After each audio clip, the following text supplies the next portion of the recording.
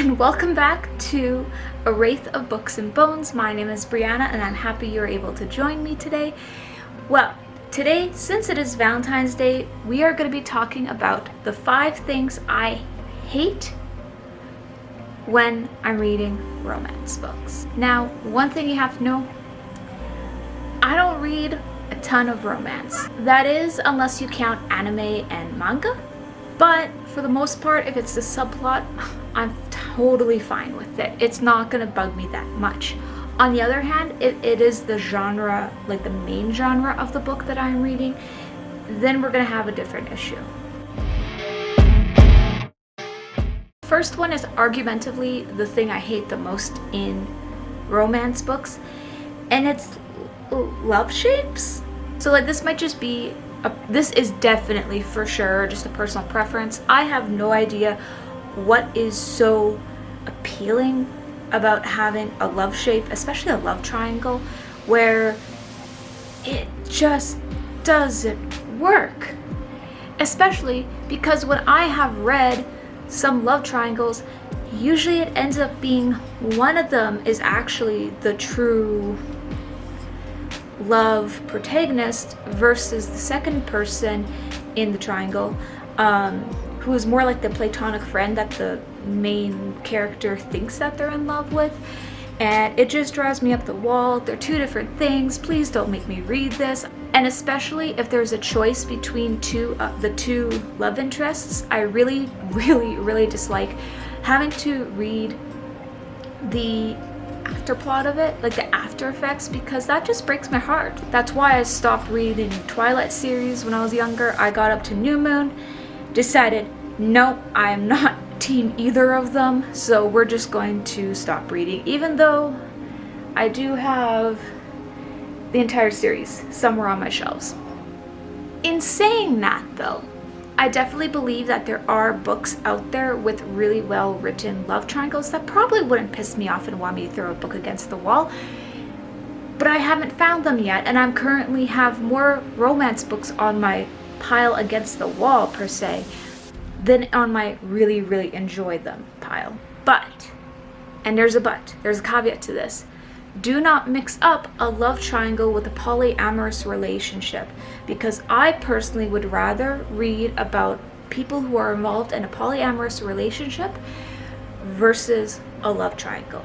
Love triangles are probably one of, if not my top pet peeve when it comes to reading romance books.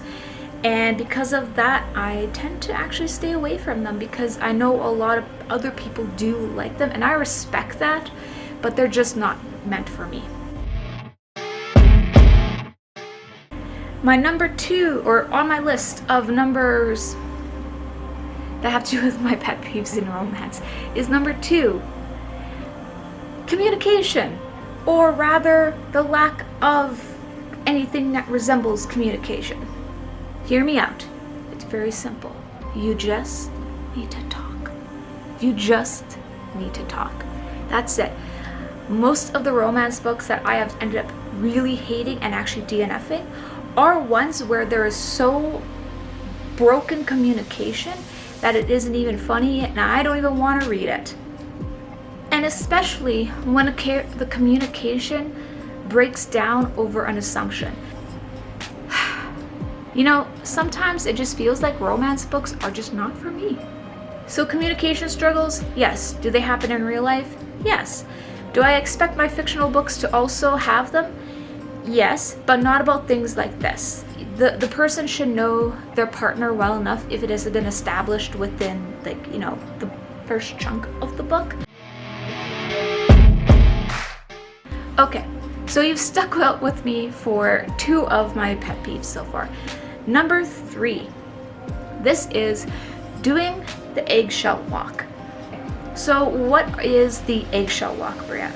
Well, the eggshell walk is, for me, is when one of the partners is trying so desperately hard to make sure everything in the other person's life is going perfectly, is going smoothly, that they are like the best partner that they could be.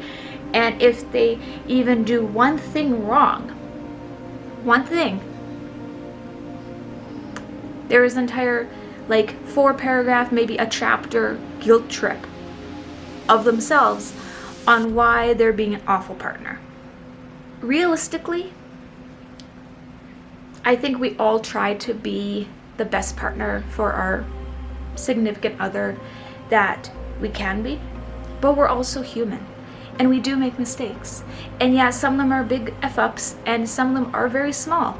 But do I want to be reading in my romance novel about a guilt trip, a self-guilt trip for that matter, over a small F-up? No. So why is it being such a big thing in this book? I don't even know where to begin with this one. This is surprisingly only in a few books that I have seen or read, but it pisses me off enough to make my top 5. Insta wedding planning.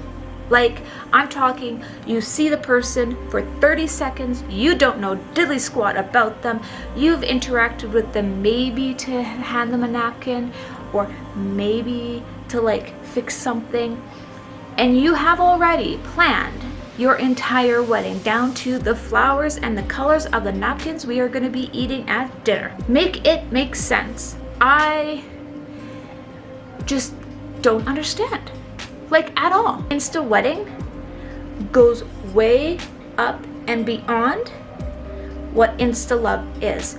It is also completely different than knowing you are physically attracted to that person when you first meet them.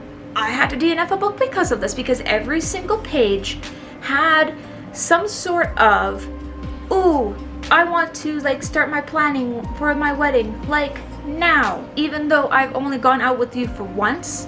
What? Why? Make it make sense, people. This is the lack of relationship building.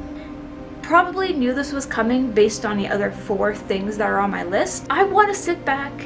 I want to enjoy reading about that clumsy first date. I want to enjoy learning about your families over crazy Sunday dinners. Just give me the drama and give me the fluff. Give me the feels. I said, give me the feels. Come on. Legends and lattes? Yes, I think Legends and Lattes has probably been the closest thing in terms of a romantic relationship that I have actually enjoyed. And for the record, romance is definitely not the plot or the main thing of Legends and Lattes. It is definitely a sub and maybe even a third subplot. So, like I said, I do like romance, it just cannot be the front and first thing. Okay, there we go. Those are my top 5 things I hate in my romance. Do you have a thing you hate in romance novels? Let me know down in the comments below. Like and subscribe wherever the subscribe button is. Subscribe if you're new here and you want to see more of my content. Every like and subscription really does help my channel. And if you have a comment, let me know down. If you have something to say, let me know with a black heart down in the comments below. Okay, see you later.